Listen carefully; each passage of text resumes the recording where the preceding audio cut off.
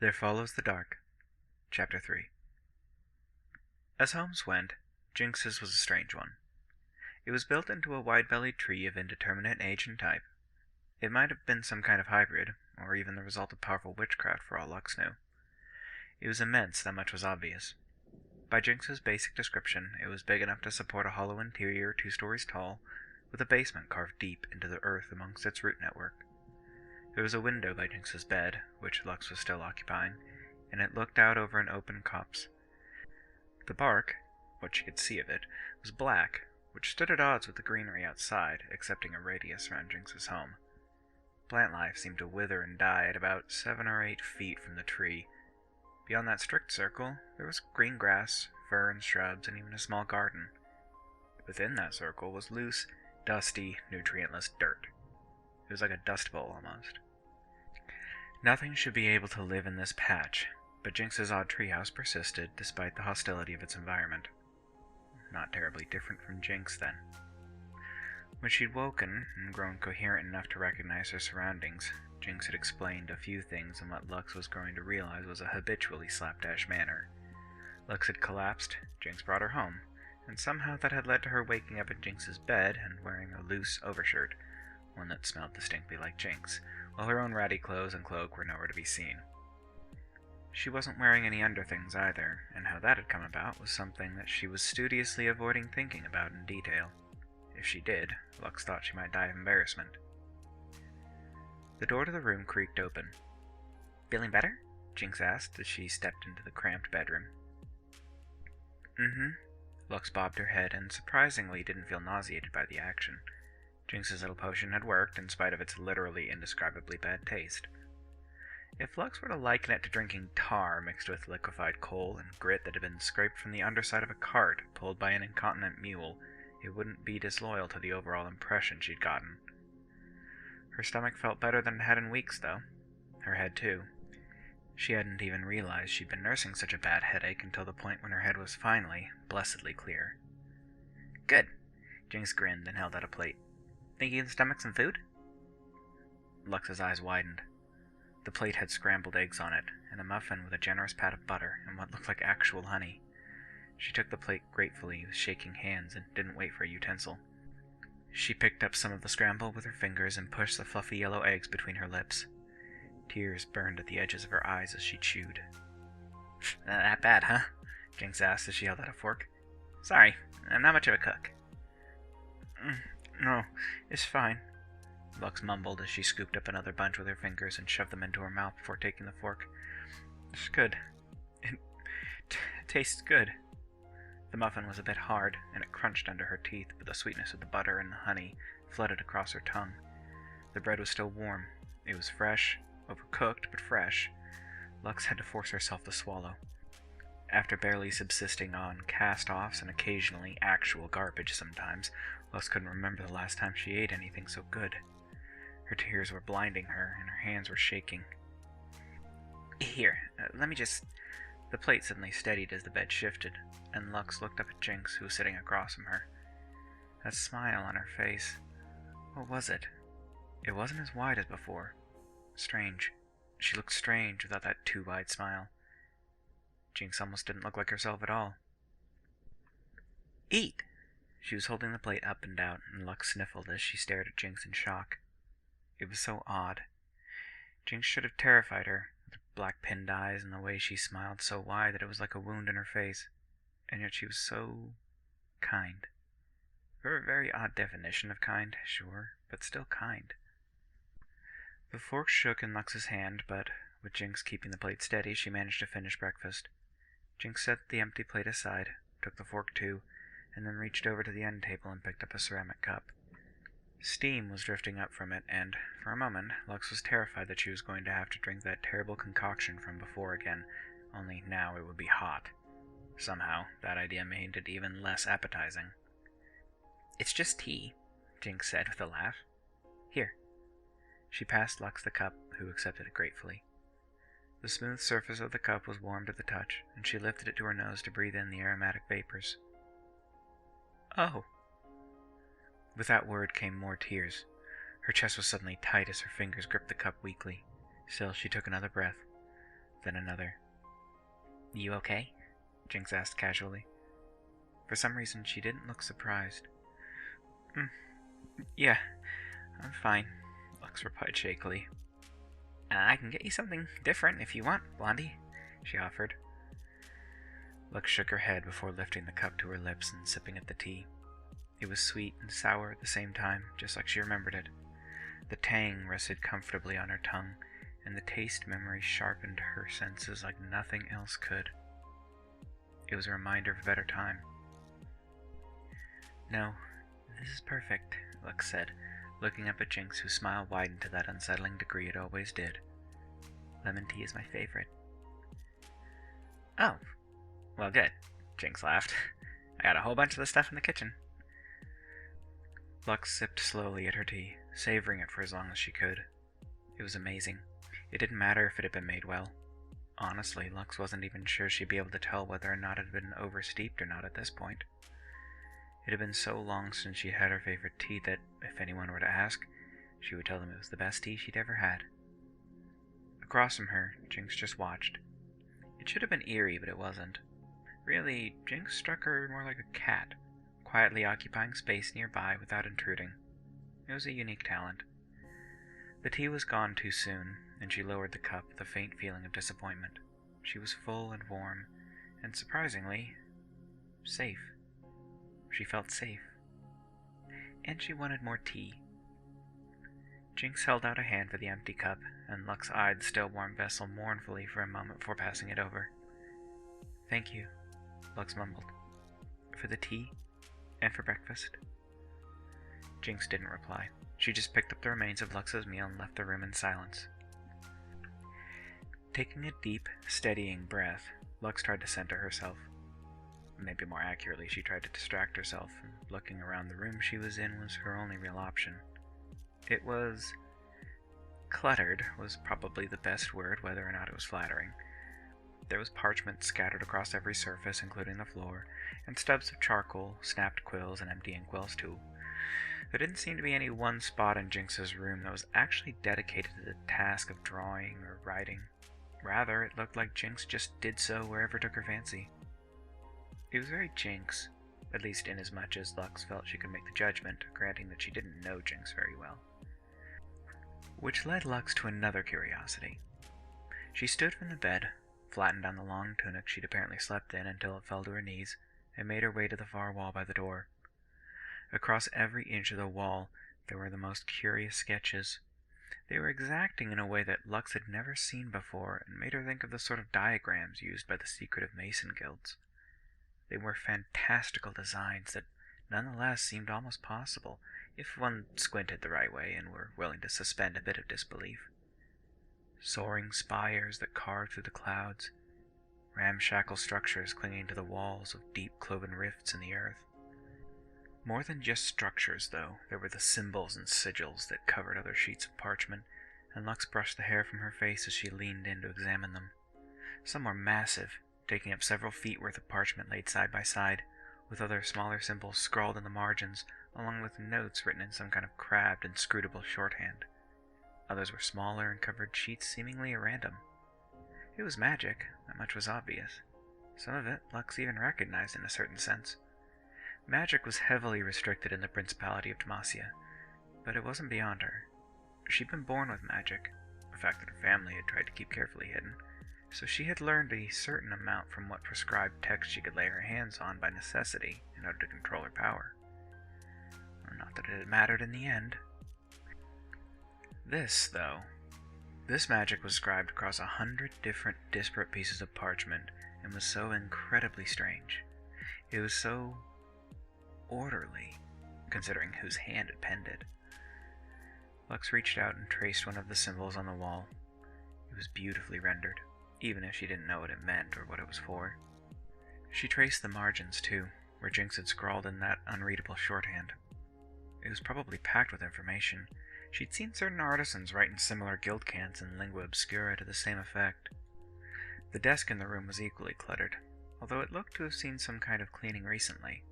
The papers were piled a bit more neatly than Lux might have expected given the rest of the room. Lux frowned at the corner of something poking out of a shut drawer on the right-hand side of the desk, though. It was a thin, leather-bound book that looked to have been roughly shoved into the drawer. Unable to contain her curiosity, Lux reached in and plucked it up. It was lighter than she'd expected, and tied shut with a stout cord. The cover was unadorned, just simple leather and nothing more, and yet something about it drew Lux's hand. Tugging at the knot of the cord, she found it pulled loose easily enough. "Hey!" The book fell from suddenly shaking fingers, but didn't make it more than a few inches before Jinx snatched it out of the air. I'm sorry, Link stammered. I don't know what I was thinking. I was just... It's fine. Link smiled as she held two things out. One was the mug she'd emptied not more than a few minutes ago, and the other was the book. "Go ahead. Look if you want," she said, but her voice had the strangest edge to it. "But remember, I'm a witch, Blondie. And the stuff in this book," she waved it under Lux's nose and tapped the blank cover with her finger, "it'll really melt your brain if you read it." Seeing Jinx as she was, all black-pinned eyes and unhinged smiles, Lux had no reason to doubt that warning. "I'll, pass, thanks," Lux said weakly as she accepted the refilled tea. "Thank you, though, for the tea." She held up the cup with a small smile before looking down at the book. "And for saving me from myself." You'd have been fine," Jinx said with a laugh. She slipped the bound book back into the drawer and knocked it shut with a knee, then smirked up at Lux, which did a variety of odd things to her heartbeat. "Probably." "If it's all the same to you, I'd rather not find out for now," Lux said with a small laugh before lifting the tea to her lips and taking a sip. It was as good as ever. Well, let me know when you're feeling up to it and we'll continue the tour," Jinx said as she turned to leave. "Mama Morg is not going to be happy when we're running 3 days late." Jinx inhaled a mouthful of lemon tea and began choking, barely able to keep the cup steady as she hacked and coughed her airway clear. Jinx had stopped and looked up at her with an oddly worried edge to her smile. "Are you okay?" Jinx asked. "Did you say 3 days?" Lux gasped as soon as she could properly breathe again. "As in I was asleep for..." Jinx's expression did something strange then. It didn't change, at least not physically. Her smile didn't shift. The skin at the edges of her mouth and eyes didn't move. Nothing about her face moved at all. But it still darkened somehow. "Yeah, you were asleep," she said in a frigid tone. "'Cause you were dead of exhaustion for a while." What?" Lux felt ice creep through her veins. "Dead," Jinx repeated as she turned to face Lux. "As in, dead. As in your heart stopped," she leaned in and jabbed Lux in the chest, "and I had to get a little creative, kinda dead, 'cause you hadn't eaten or slept or anything in so long that your body finally gave up." Lux swallowed thickly and looked down at herself. She didn't feel like she died. She was fairly certain that should change something, right? The body didn't just wake up feeling fine after actually dying, right? Even if she had slept through 3 whole days, Lux thought she should still feel something. Slowly, Lux lowered herself numbly down to the floor. She wasn't entirely sure her legs would keep steady if she didn't take a seat herself. Jinx joined her a moment later, crossing her legs haphazardly and leaning forward on her elbows in a manner that made her look like a human jigsaw puzzle gone wrong more than anything. "How am I..." Lux started, then swallowed, then looked up at Jinx. What did you do?" One of Jinx's eyebrows arched up, and her smile widened faintly. "You don't want to know." "I really do." "You really don't." Lux clenched her jaw and took a shaky breath. She knew she had no room to argue. If what Jinx was saying was true, and she had no reason to distrust Jinx at this point, then she had gone to great lengths to save Lux's life. But why? Because she was a fellow witch now, maybe? To stave off Morgana's wrath? Probably wouldn't reflect well on Jinx if Lux just died a quarter of the way through the opening tour. Still, at the same time, Lux didn't get the impression that Jinx was the type of person to care about that sort of thing. She still wanted to know. "Please, Jinx." Lux looked up at her teary-eyed. "Please?" Finally, Jinx's smile faltered. There was an angry pain underneath it. She could feel the no buried deep in Jinx's throat, but to her surprise, what actually came out was fine. Jinx reached up and touched the bare flesh that lay between her blue and gold gorget-style collar, then drew her finger down to her tightly drawn corset to tug it down. A blush flashed across Lux's cheeks for an instant before the feeling of warmth was doused with numb horror. Between Jinx's breasts was a wickedly livid scar. The wound was sutured closed with black thread and looked poorly healed. The scar tissue looked unhealthy, almost infected, but there was no inflammation that Lux could see.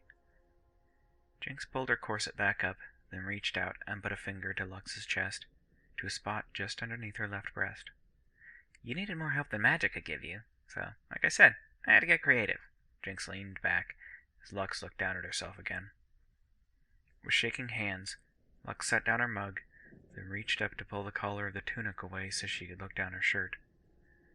There, right where Jinx's finger had tapped, was a wound that was twin to Jinx's, although it looked significantly cleaner and more cared for. The sutures were tied expertly, and the scar tissue was forming nicely.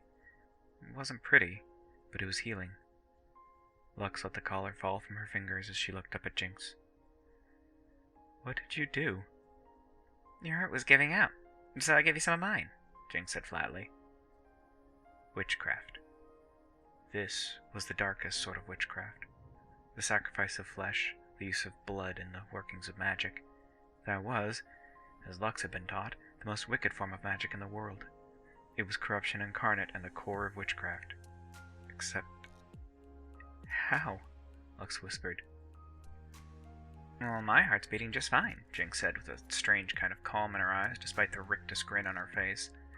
I just sort of tricked your heart into thinking my heartbeat, she tapped her chest, was its own for a while, until it got up to speed by itself.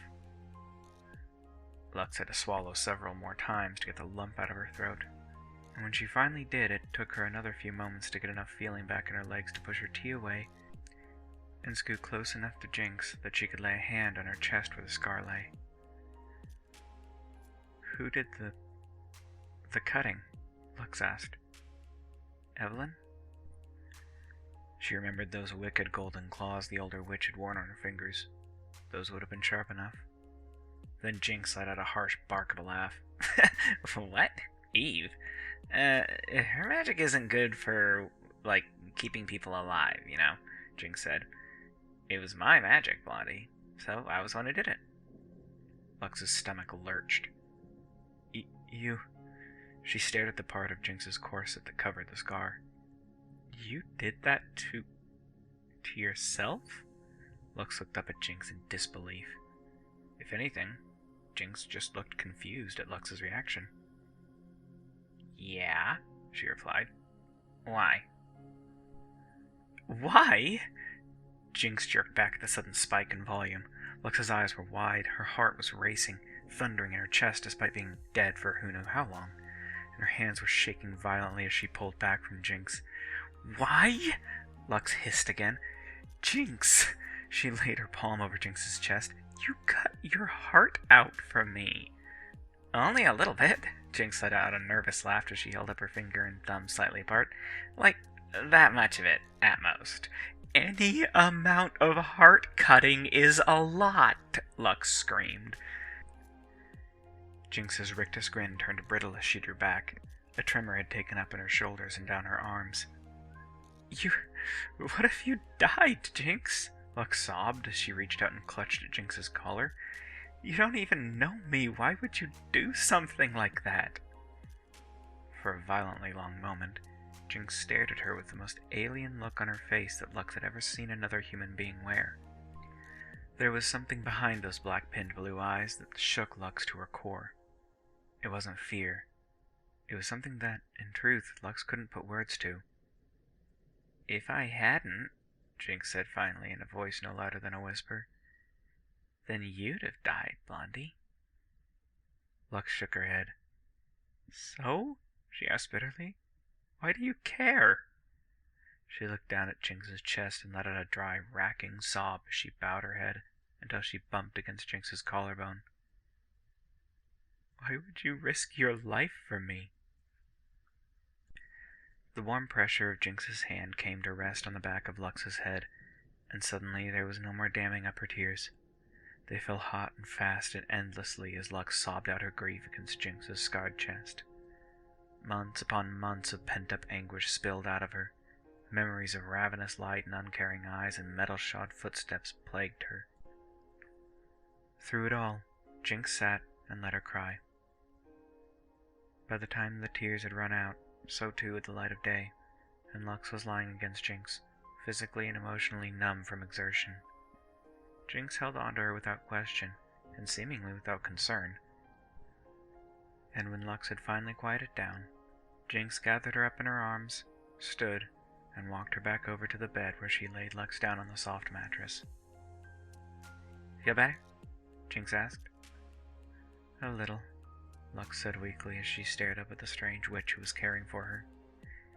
"Get some sleep, Blondie. We gotta finish the tour tomorrow," Jinx said.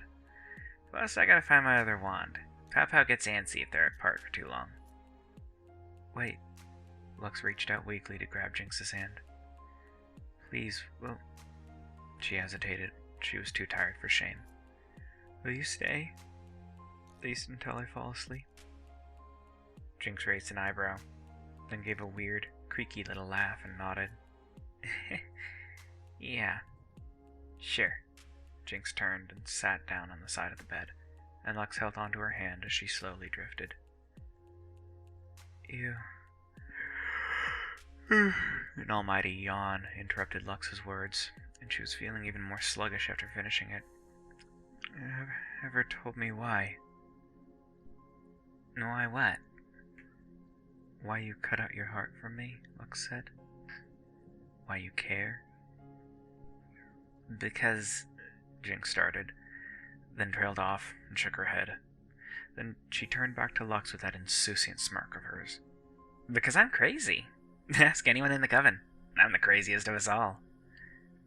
Lux laughed softly and shook her head as she gripped Jinx's hand tightly, finding the spaces between Jinx's fingers where her own fit perfectly right. "You're not crazy, Jinx," Lux murmured as she closed her eyes. "I think you're very sweet." "I am crazy," Jinx said, and her voice wavered through Lux's fading consciousness. "And you're my crazy," Lux mumbled, patting Jinx's leg clumsily. "Okay?" Jinx laughed. It was a quiet, huffing snort. "Yeah, sure. Now go to sleep, Blondie." A quietly happy hum escaped Lux's lips as she settled against the pillow and smiled. "Okay." In the very last moments of Lux's conscious awareness, she felt Jinx brush some hair from her face and whisper a few words. Just 3 simple words that stirred something odd in Lux's mind, which was quickly buried under the onset of sleep. The 3 words themselves, though, stuck fast. "That's my girl."